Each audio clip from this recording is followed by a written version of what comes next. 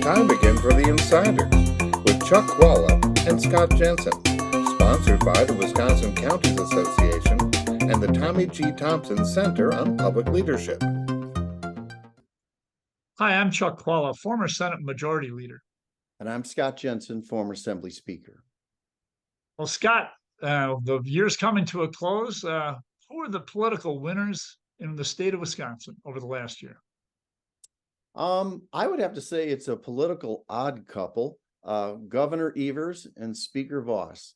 No one would have guessed, I think at the start of the year, after the last set of elections, that those two would be able to come together and agree on a new stadium for the Brewers, shared revenue increases, a state budget,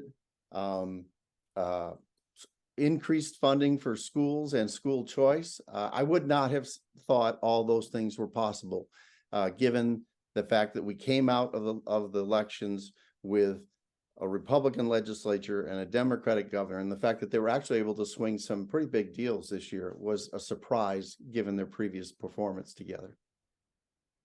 Well, you know, as a forward-looking politician, and I'll still claim that, even though it's quite a profession, cream does not rise to the top. But I would say this, being forward-looking, I would say the big winner definitely was Justice Janet Protasiewicz and the Wisconsin Supreme Court and legislative Democrats. Because going forward, here's what's going to happen. That court, I expect, is poised to change maps which could result in one or even both chambers changing to a Democratic majority. That is huge. But also for the Wisconsin Supreme Court and for Justice Protasiewicz, and she is, but personally, if I had to name one person in the entire state, it would be her. She has not only won a 10-year term on the Wisconsin Supreme Court, she did so by talking about her values, and she now has flipped a majority, which is going to be able to express those values to the people of the state. I think that is a very powerful win, and it's a powerful win that is both individually and collectively important for the state. Important, so the winners, I guess I'd have three: Janet Protasiewicz, and then Janet Protasiewicz in the larger scope of the Wisconsin Supreme Court, and then finally the Democrats in the legislature.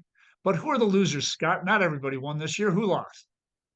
You know, I think the taxpayers lost. And I'll say that because the Republican legislature and the Democratic governor both said they were for tax cuts, and they couldn't get an agreement on one. So the Republicans sent a tax cut to the governor. He vetoed it.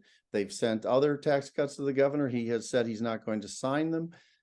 It just seems crazy that we have this huge surplus in Wisconsin, and the politicians can't agree that if we got more money than we needed, and this was a year in which they swung a lot of big deals and did a lot of stuff that they haven't done previously, shouldn't we be able to give the rest of that money back to the taxpayers?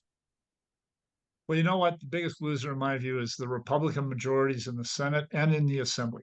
They are going to be surprised with the change in attitude and how their attitudes are going to have to change after the next election. And this Supreme Court election is really going to do that to them. And so I would say that is the big loser. But let me tell you, probably let's take a third position here. And that's the most savvy person in the group. The most savvy person may have been actually Governor Evers, because he realizes if he has $4 billion in the kitty, and he's got another house of the legislature, that's going to create an entirely different dynamic in the next budget. And maybe he'll be able to get property tax reductions and some money for childcare in the next budget, because he's going to be dealing with a more sympathetic legislature.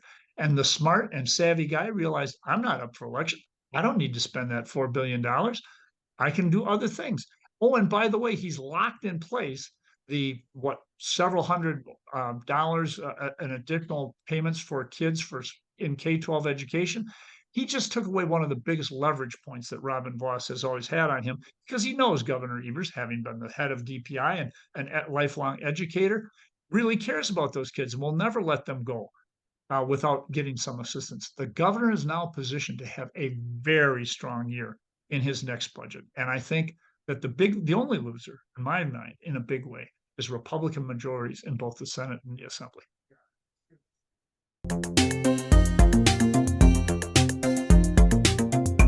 You've been listening to The Insiders with Chuck Chvala and Scott Jensen. Sponsored by the Wisconsin Counties Association and the Tommy G. Thompson Center on Public Leadership.